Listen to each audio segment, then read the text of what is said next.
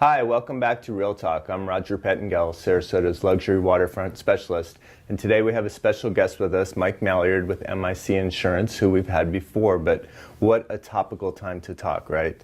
So obviously the elephant in the room would be the hurricanes, right? We don't like to talk about things that are negative, but they are things that are reality. So I kind of want to revisit the Hurricane Irma, which was now 2 weeks ago. Seems like yesterday still. It does. One of the things that gave me comfort in the preparation for Hurricane Irma, which actually, was pretty scary. If you weren't here, it was a scary, stressful time, was knowing that I was covered. I mean, I really felt like the insurances that I have through Mike, which are a lot, I rely on him as an expert to know that we're fully covered. And so, in leaving our house because Bird Key got evacuated, I knew that I was covered. So my first question to you, Mike, is so how did we do? How did Sarasota as an area do? Sarasota did particularly well. I think the turn the storm took into Naples and heading north was a lifesaver for us. Clearly, had the storm continued on its path offshore, we would have seen catastrophic damage from Marco Island all the way through Tampa. And when we're looking at, that's a great report, and we like to say that there was once talk of folklore of an Indian prayer over the Sarasota area that's kept us safe. I'm willing to buy into that. But still, there were a lot of downed trees. I have friends that didn't have power for 10 days. I presume that there were some damages that were insurable. There were quite a bit of damages that were insurable. I think the houses in our market took the storm particularly well, with the exception of trees and tree branch damage. In the condo sense, we suffered a great deal of wind-driven rain exposure. So windows that did not break, but water penetrated windows and sliders, damaging the interior finish. And that's not even at any category, Correct. anything strength, Correct. right? Well, now, in fairness, the Bayside east-facing condos on the barrier islands took the brunt of the wind and water, and they did have damage. And how could that have been prevented? Storm shutters over sliders seem to mitigate the interior water damage. Number two, I think in the future people will be looking at devices such as round tubes filled with absorbent material that they may lay down in their tracks of their sliders and windows. Those are the kind of, I think the water absorbent vehicles would be the least expensive possibility of preventing. I'm used to people wrapping towels in there. Well, I think the towels would have been effective, but I think that with the uncertainty of the storm path, people were really forced to make a decision to evacuate quite quickly.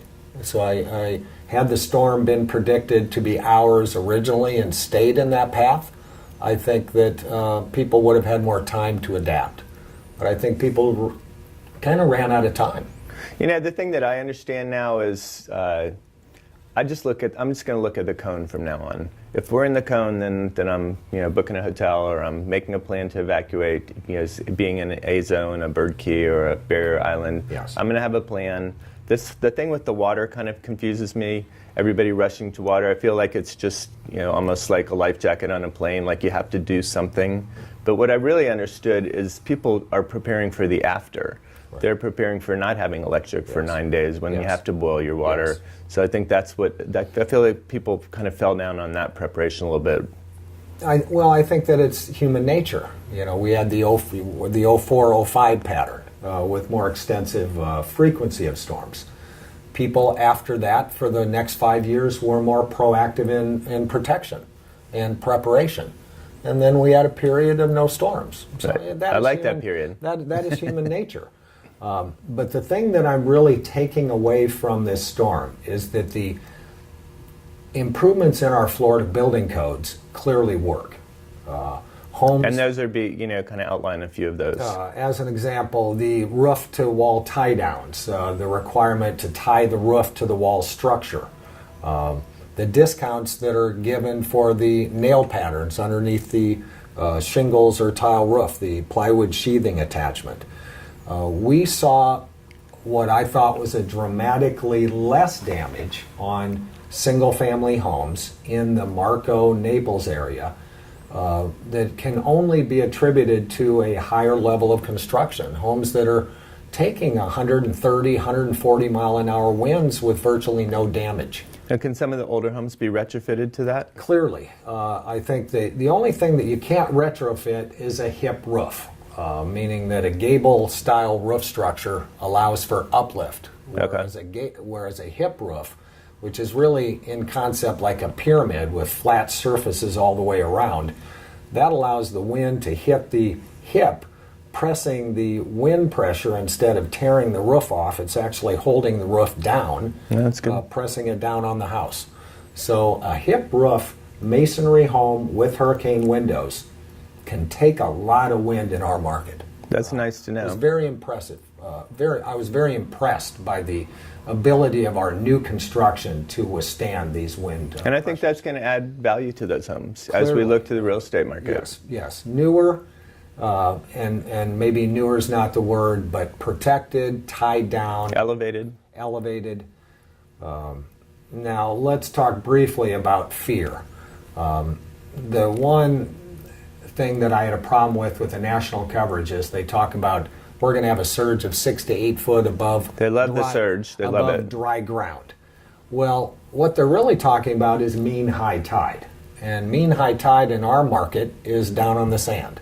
Okay. So on Longboat Key, if we have a 6 foot tidal surge, I'm not going to see water on Gulf of Mexico Drive. Okay. We're going for mean high tide. That's something that we. What would it take to see it on Gulf of Mexico Drive? 8, 9 feet or above. So really 1 in 1,000, 1 in 10,000 years. Dramatic difference. So our barrier islands are set up to take a certain amount of water as a routine course. Right, they're barriers for the city. We are a barrier for the mainland, but we can take water a lot better than a mainland area because of drainage. It's going to come and go. Quickly, I need to ask you, yes. After Hurricane Andrew, I remember the insurance industry had a lot of problems because that was a lot of loss at one time, and it didn't seem that the market was prepared for it. It's my understanding, this is what I hear on the news, that the industry over all these years got a lot of financial strength, perhaps by not having a lot of storms in the last 10 years. Well, and it's interesting because the reality is the wind portion of homeowners' policies is really insured through reinsurers. Okay, so your base homeowners company, the standard admitted Florida carrier, is buying reinsurance at a minimum on 1 storm per year.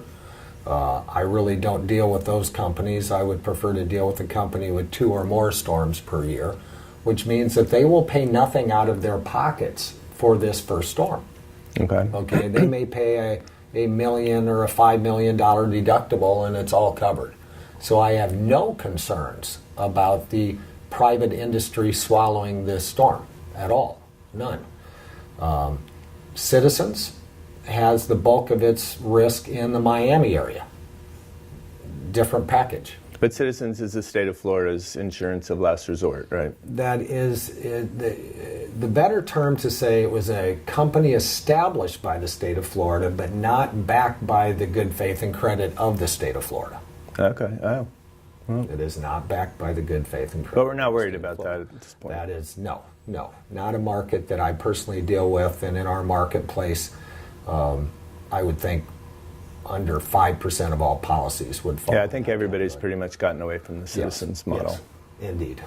Well, I know that this is a busy time for you, even though haven't been hit here. Clearly there are claims, and I'm sure, like everybody calling you to make sure that they're fully covered. Well, we have hundreds of claims instead of thousands of claims. So it's a great day. Thank goodness. Longboat Key is, and our area came through this very well. And I'm going to say, for me, the takeaway from this whole experience, it's a very stressful experience that can be mitigated by having a plan. So, we're not through hurricane season yet. It ends at the end of November, actually.